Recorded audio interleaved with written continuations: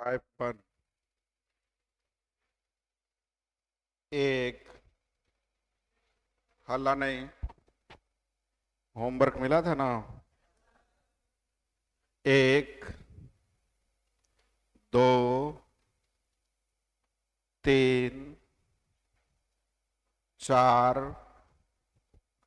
पांच, ब्रेकअप, छ, सात, आठ, नौ, 10, 11, 11, 12, 13, 14, 15, 16। नए बनाए पूछेंगे। बन गया है। 17, 18, 19, 20, 21, 22, 23, 23।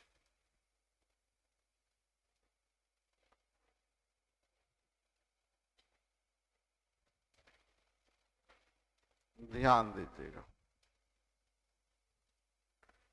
एक व्यक्ति का प्रथम 7 महीने का औसत खर्च दिया है।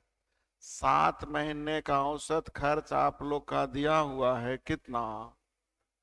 269.47। सही है जी।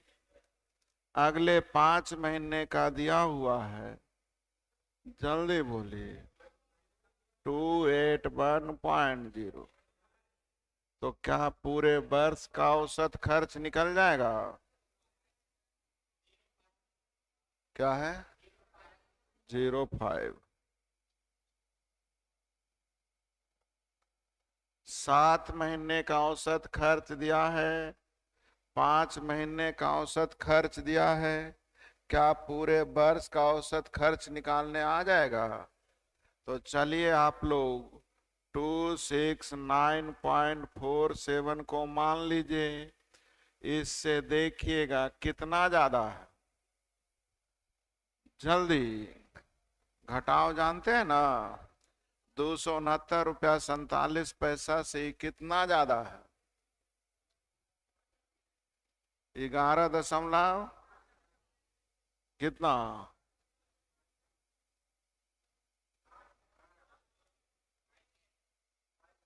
58। बहुत अच्छा। 11 दशमलव गुने कै माह के लिए अब बटा 12। ये क्या निकल गया? औसत खर्च। औसत खर्च प्रति माह, प्रति मतलब 1 महीने का खर्च है ना। साल भर आपने खर्च किया, कोई महीना 200, कोई महीना 500, इस तरह से साल भर में आपने 2400 खर्च किया। तो मुझे पता चला कि औसतन आपको 200 रुपये प्रति माह खर्च होता है। कितना? मैं एक एग्जांपल ले रहा हूं। मैंने आप लोगों को कहा किसी महीने 500 खर्च किए, किसी महीने 400, किसी महीने 300, किसी महीने 100, किसी महीने 50। 12 महीने में जोड़ा तो आपने 2400 खर्च किया था। कितना खर्च किया था? यानी प्रति माह कितना? क्लियर है यहां तक? प्रति माह 200 खर्च किया और देखे कि आपके मोबाइल में बैलेंस भी 500 रुपया बच गया। मोबाइल में कितना बैलेंस बच गया? तो 500 रुपया तो पूरे साल का ना बचा हुआ है। यानी 1 महीना का हो जाएगा 500/8। 500/8। तो 1 महीना का बचत मालूम है, 1 महीना का 200 रुपया खर्च मालूम है। दोनों को जोड़ देंगे तो 1 महीने के क्या निकल जाएगी? आय। आया समझ में? फिर से आपने 200 रुपये प्रति माह खर्च किया। अब मोबाइल में देखे 1200 रुपया अभी भी बचा हुआ है। तो 1200 रुपया साल भर में बचा, तो 1 महीना में कितना? यानी 1 महीना की आय थी आपको 200 खर्च और 100 बचत, यानी कि आय हो गई 300। तो आय निकालने के लिए क्या करते हैं? खर्च में बचत को जोड़ते हैं। खर्च में बचत को जोड़ते हैं। तो यह औसत खर्च तो निकल गया। इसमें बचत को क्या करेंगे? जोड़ेंगे। तो बचत कहीं ना कहीं है दिया हुआ, देखिए। साल में इतना है। कितना है साल में? साल में इतना दिया हुआ है तो मंथ लाने के लिए क्यों 12 से भाग दिए? पूरे साल की बचत है तो एक माह की बचत निकालने के लिए 12 से। अब जल्दी देखिएगा, 269.47 रहने दीजिए। एलसीएम कितना है? अब ध्यान दीजिएगा, इसको गुना करने आता है आप लोग को? 11 पचे 55 दो 57 रुपया 90 पैसा। बोलिए, 57 रुपया लीजिए, मैं मन ही मन लिख दिया 57 रुपया 90। अब जोड़िए, 6 और 0 6, 9 और 4 हाथ में 1, 15 1 16 हाथ में 1, 5 और 1 3, 12 से भाग दीजिए, 12 तिया नहीं कटेगा, 12 पचे 12 तिया 36, 2 अंक के बाद 10, 47 पैसा 53 पैसा 1 रुपया, यानी कि हो गया 300 रुपया। जोड़ दीजिए जल्दी से। औसत आय निकल गई कितना रुपया? क्या 300 आ गया? तो औसत खर्च निकाल करके एक माह की बचत को जोड़ देंगे तो हमारी मासिक आय निकल जाएगी। आय निकालने के लिए क्या करते हैं? खर्च और बचत को जोड़ देते हैं। सही है? बनेगा? बोलते नहीं है। उतारने का मन कर रहा है तो घर में फिर से एक बार बनाना। किताब में कैसे बनाएगा? 7 का औसत दिया है, नहीं जोगफल हो जाएगा 7 गुने 269.4 और फिर 5 गुने 281.0 और प्लस बचत है 308.4 पूरे वर्ष का। तो 1 साल का खर्च, 1 साल का बचत, यानी पूरे साल की आय निकल गई। पूरे साल का ना, अब पूछ रहा था क्या?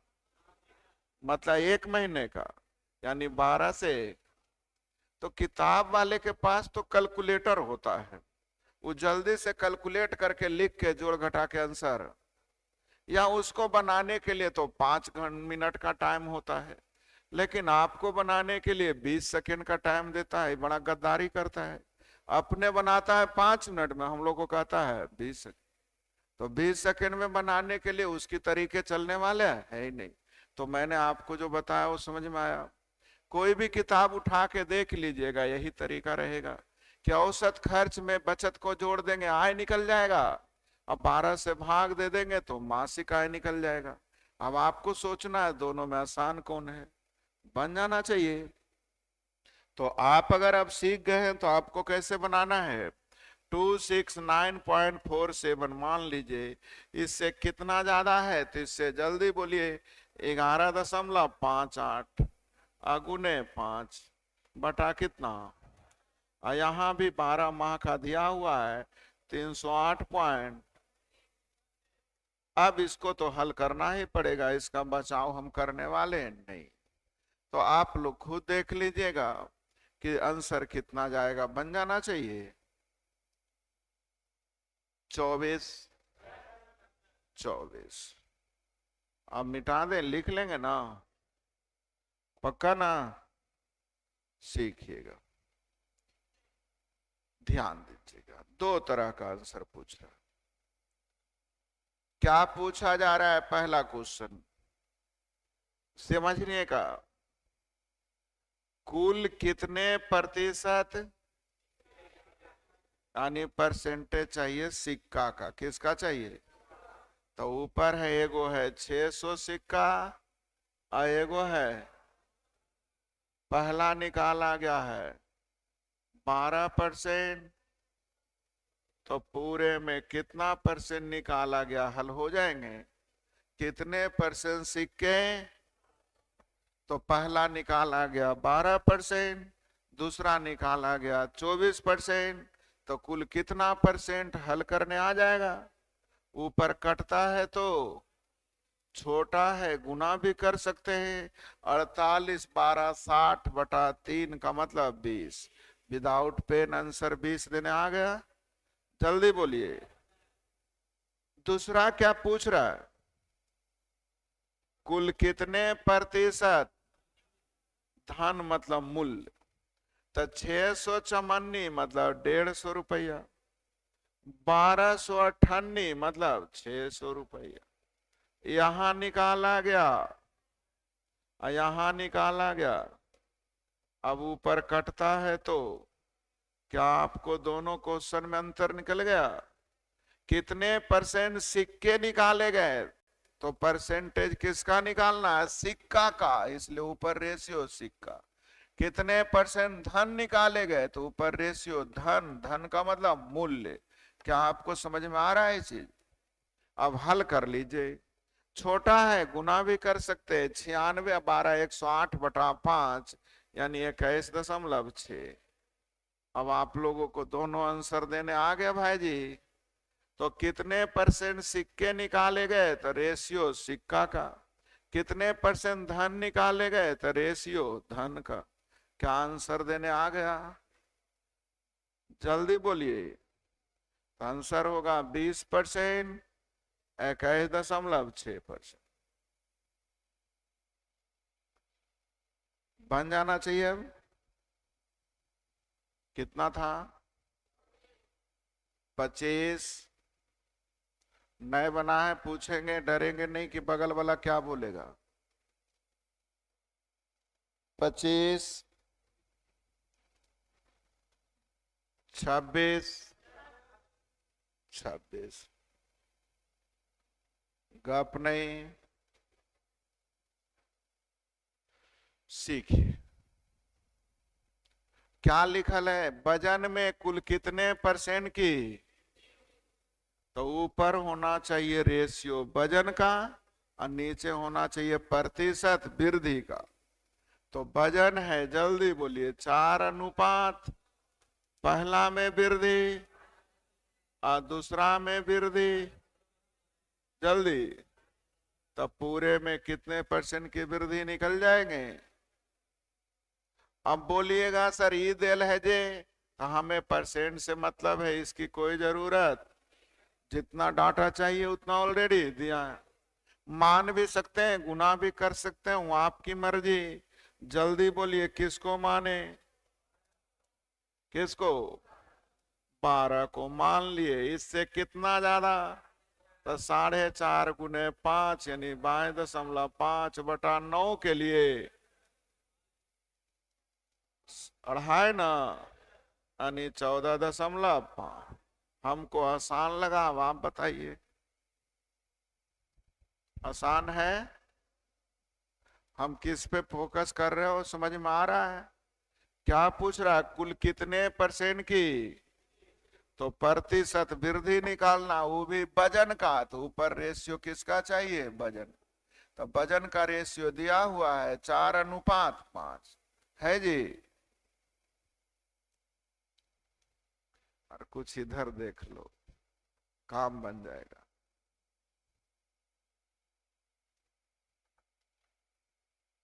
नेक्स्ट कितना था? 27। सीखिएगा। क्या पूछा जा रहा? तो प्रतिशत लाभ की गणना क्रय मूल्य पर की जाती है। किस पे की जाती है? तो ऊपर रेशियो क्रय मूल्य का, नीचे प्रतिशत लाभ। क्रय मूल्य सीखिए। 10 केजी चावल कैसे खरीदा है? यानी पहला का क्रय मूल्य 300। 20 केजी चावल कैसे खरीदा है? 25 रुपये। यानी कितना हो गया जी? पहला पे लाभ हुआ है और दूसरा पे लाभ, तब पूरे पे प्रतिशत लाभ निकल जाएंगे। प्रतिशत लाभ की गणना किस पे की जाती है? तो ऊपर रेशियो चलेगा क्रय मूल्य का। तो 10 केजी 30 रुपये खरीदा, यानी क्रय मूल्य 300। 20 kg 25 रुपए खरीदा, नहीं क्रय मूल्य 5। अब आपकी मर्जी, कटता है तो 12 को मान लीजिए कितना ज्यादा, 4 पचे 20 बटा अढ़ाई बढ़ जाएंगे, यानी आंसर 14.5। और लाभ हानि पढ़िएगा तो फिर पढ़ाएंगे, लेकिन लंबा में। फिर से बनेगा 28 28, हल्ला नहीं करने का।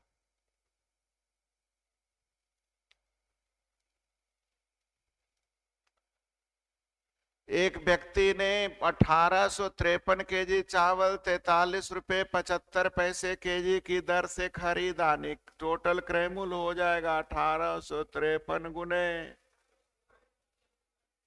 अब गुने करते करते नानी याद आ जाएगा, लेकिन इसलिए तो हम आपको एवरेज पढ़ाने आए, गुना नहीं करने देंगे, सीखिएगा। पूरे का 1/3, पूरे इतना ही ना है, तो 1853 गुने 43.75 का 1/3। अब फिर शेष, तो 1853 गुने 43.75 गुने 2/। अब आप जानते हैं जब रेशियो लिखेंगे थे तो ऑलरेडी, तो इसको काहे लिखते रहे, यानी डायरेक्ट हम लोग बोलेंगे कि सबको सेम रेट से खरीदा, तो पूरे का 1/3, यानी पूरा क्रय मूल्य 3, तो पहले 1, अशेष क्रय मूल्य 2। मुझे क्रय मूल्य का रेशियो चाहिए, और सबको सेम रेट से खरीदा था, तो पूरा क्रय मूल्य जो था उसका 1/3, यानी पूरा अगर 3, तो पहले अशेष को बेचा है 10%। और जल्दी बोलिए, कहीं भी पढ़ लीजिए, इस बिहार शरीफ के अलावा कहीं ये तरीके नहीं है, गुना करा देगा आपको। चलिए, छोटा है गुना करिए, बेदुने 40 और 10 50/3, यानी 16.2/3 बन गया। फिर से बनाने आया, कितना था 29, पूछना है नहीं बनाया तो 29। सर दोबारा सुनता है, बहरा है। सभी को एक ही रेट से खरीदा है, तो पूरे का 1/, तो पूरा 4, तो पहले 1, और शेष पहले को बेचा है, अशेष को बेचा क्रय मूल्य। क्रय मूल्य का मतलब न लाभ हुआ न लाभ हुआ ना, मतलब 0 ना। छोटा है गुना करो, 20 का 20 और 0 20/4 का मतलब, बोलिए बनेगा 29 23 30।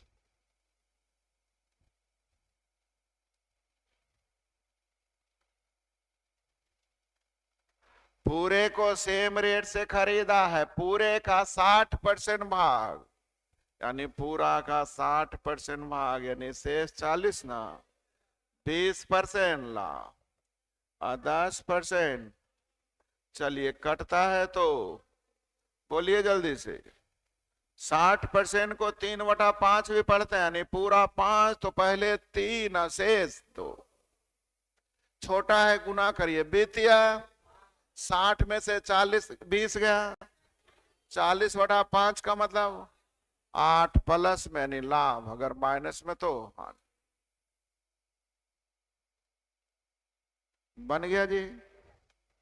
तो एवरेज नहीं पढ़ रहे हैं, पूरी मैथ में इसकी जरूरत पड़ेगी। देखिए लाभ हानि का क्वेश्चन है, बन गया 31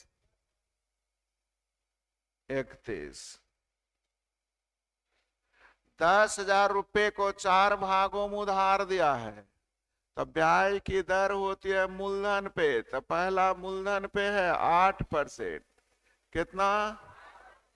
4,000 पे है, जल्दी बोलिए। 10% सही लिख रहे हैं ना? 3,000 रुपया पे है, 5%। अब तो समझ में आ रहा होगा। और शेष बच जाएगा 1,000 रुपया पे, जल्दी। अब ऊपर कटता है तो अब जल्दी से गुना करे या मान ले, छोटिए गुना ही कर देते। 16, 40, 56 और 15, 71 और 9, 80/10। लीजिए, आसानी से आ गया। समझ में आया कि आंसर आया? आ गया। तो ब्याज की गणना मूलधन पे, तो ऊपर रेशियो मूलधन था, नीचे दर था, हाँ या ना? बोलते नहीं है। कितना था? 32। 32 नए बनाए, पूछेंगे? बना दें? 33। 33 क्या पूछा जा रहा?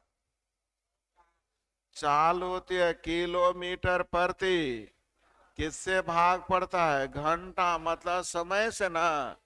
तो ऊपर रेशियो किसका चाहिए? समय। तो 3 घंटा है और 2, कितने के स्पीड से? और बोलिए। तो पूरे में औसत चाल निकालने आ जाएगा, जल्दी। 30 को मान लीजिए, 15 दूनी 30/5 मतलब 6, यानी 36 ना। चलेगा? आगे एक टाइप ही औसत चाल पढ़ाएंगे। तो औसत चाल का सिंपल फार्मूला होता है कि अगर कुछ ना समझ में आए तो सारे बच्चे क्या यूज करते हैं? ये तो कोई नहीं यूज करते, क्योंकि इसकी नॉलेज नहीं है किसी को। औसत चाल बराबर होता है कुल दूरी बटा कुल समय। कुल दूरी बटा, तो आपके अनुसार दूरी सीखिए। 30 के स्पीड से 3 घंटा, नहीं दूरी हो गई 90। यहां भी दूरी हो गई 90, तो 90 90 और समय हो गया, यानी आंसर सही है। सही है। आगे औसत चाल पढ़ाएंगे कि अगर दूरियां बराबर हो तो औसत चाल होता है 2xy/x + y। 15 या 45, 15 5 75, 5 36, देखिए तो 36 आ गया। वो अभी आगे बताएंगे, अभी केवल इतना से मतलब है। क्या ये आपको समझ में आ गया? लेकिन ऊपर रेशियो किसका चाहिए? कभी कलाल बच्चे दूरी का रेशियो लिख देते हैं, बोलते हैं आंसर क्यों नहीं आ रहा है। तो आंसर क्यों आएगा? आंसर बनाएंगे गलत तो आंसर कैसे सही आएगा? ऊपर रेशियो किसका चलेगा? याद रह जाएंगे। नेक्स्ट 34। 34 बन गया है। कैसे बनाए? समय बराबर दूरी बटा, तो दूरी ध्यान दीजिए, समय बराबर दूरी बटा, तो 3 किलोमीटर की यात्रा 30 के स्पीड से है, समय होगा 3/30, समय हो जाएगा, यानी 1 अनुपात। अब इसका औसत चाल था, जल्दी बोलिए। इसका औसत चाल था, यानी पूरे में औसत चाल, जल्दी बोलिए। क्या आपको समझ में आ गया? बोलते ही नहीं। कितना था? 35। 35 ये तो अभी बताए। अभी हम थोड़ा सा हिंट देते हैं, बनाना आपका काम रहेगा। 4 महीने, अगले 3 महीने, अंतिम 5 का औसत दिया हुआ है 9500। और बोलिए, और बोलिए। 10,000, तो पूरे का औसत खर्च निकल जाएगा, और उसमें 1 माह की बचत को निकाल दें या प्रयास कीजिएगा। निकाल दें क्या? नहीं, चलिए कुछ तो अच्छा चीज बोलते हैं कभी कला। 36, 36, 37। सीख। कब का एवरेज पूछ रहा? तो 8 सदस्यों का 2012 में था, जल्दी बोलिए। लेकिन मुझे निकालना 19, यानी 7 साल बाद ना। तभी सब 17, तो 7 साल बाद। 24 क्यों लिखे, समझ में आया? क्योंकि चाहिए 2019 का, और दिया है 2012। तो 2012 में आप 17 के थे, तो 19 में 7 साल बढ़ेंगे ना आप लोग। उसी तरह से अगले 7 सदस्यों का दिया है, 15 में दिया हुआ जाना है, तो 4 जोड़ दें, कितना? अब हल कर लीजिए। 24 को मान लीजिए कितना ज्यादा, 3 सते 21 बटा 3 पचे 3 सते 7/5 का मतलब 1.4, यानी 25.4। ऑप्शन में कोई है? बोलिए।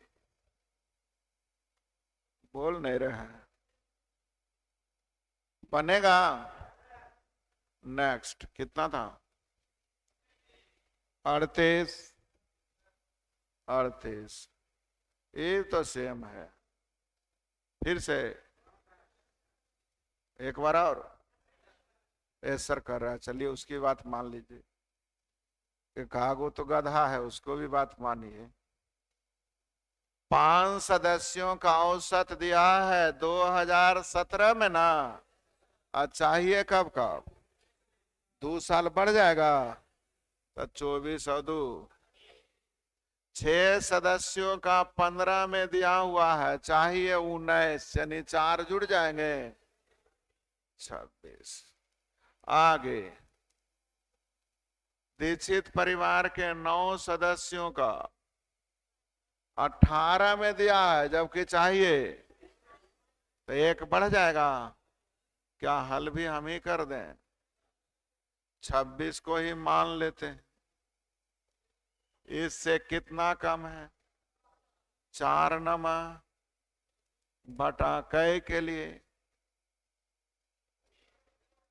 जल्दी 20 के लिए 2 से 18 बार में नहीं 1.8 घट जाएगा, तो 26 में 1.8 घटा दीजिए, 24.2। हल भी कराइए, लिया नहीं? बढ़े कितना है? 39, 39 बन गए हैं। पक्का ना? औसत पूछ रहा है, सबको जोड़ के अच्छे से हो गया। या किसी एक को मान लो, तो 250 को मान लो, तो ये सब तो 250 ही है। ये 50 ज्यादा, ये 50 कम, बात मिला के बराबर, यानी आंसर जल्दी बोलो। कैसे 250 समझ में आ गया? एगो 50 ज्यादा, एगो 50 कम, बात तो बराबर हो गई। औसत 250 आया है।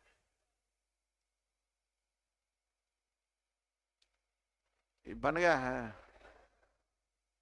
41, 42, 43, 44, 45। बनेबे नहीं किया लगता है। 46, 46। रीना द्वारा 16 परीक्षाओं में प्राप्त अंकों का औसत 26। श्रेया द्वारा अब तक प्राप्त अंकों का औसत 24, लेकिन अब तक केवल 12 परीक्षाएं दी हैं।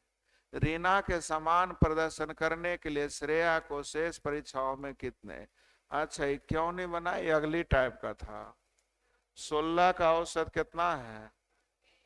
अब दूसरा ने क्या किया, 12 परीक्षाएं दी है, उसका औसत है। अब वो कह रहा है 4 परीक्षा में और कितना ले आए कि इसके बराबर हो जाए इसके। तो चलिए, अभी तो पढ़ाए नहीं है, तो 16 × 26 है, इधर है 12 × और 4 x का मान निकल जाएगा।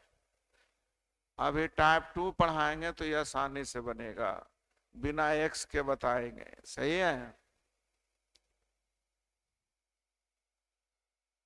47, 47, 48, 49, 49, 50, 50, 51, जब 85 तक दिए थे, 50 तक हो गया क्लियर। तो आगे फिर आसान है। कितना क्वेश्चन है, तो होमवर्क लिखिए 1 से लेकर लास्ट तक, 1 से लेकर 87 तक। टाइप 1 और टाइप 2 दोनों पूरे मैथ के लिए, टाइप 1 और टाइप 2 पूरे मैथ के लिए। तो टाइप 1 समझ में आ गया, तो होमवर्क बना के आइए 1 से लेकर 87 तक। कहाँ तक? गप कम कीजिए, हल्ला करते ज्यादा है, पढ़ते कम।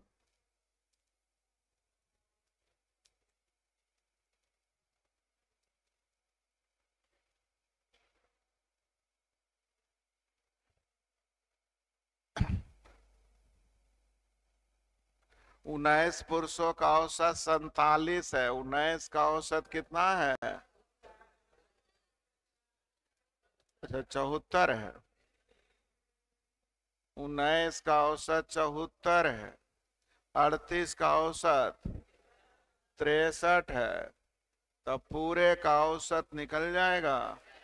ये तो कटता है, तो 63 को मान लीजिए कितना ज्यादा, 11 × 1, 11/3। सही है। 3 × 9, 6, 6, 6 हो गया। 63 और 3 66.666, लगभग लगभग में ना बनाने आ गया। तो बना के आइए, तब टाइप 2 ले चलेंगे। बन जाना चाहिए अब, तो बना लीजिएगा।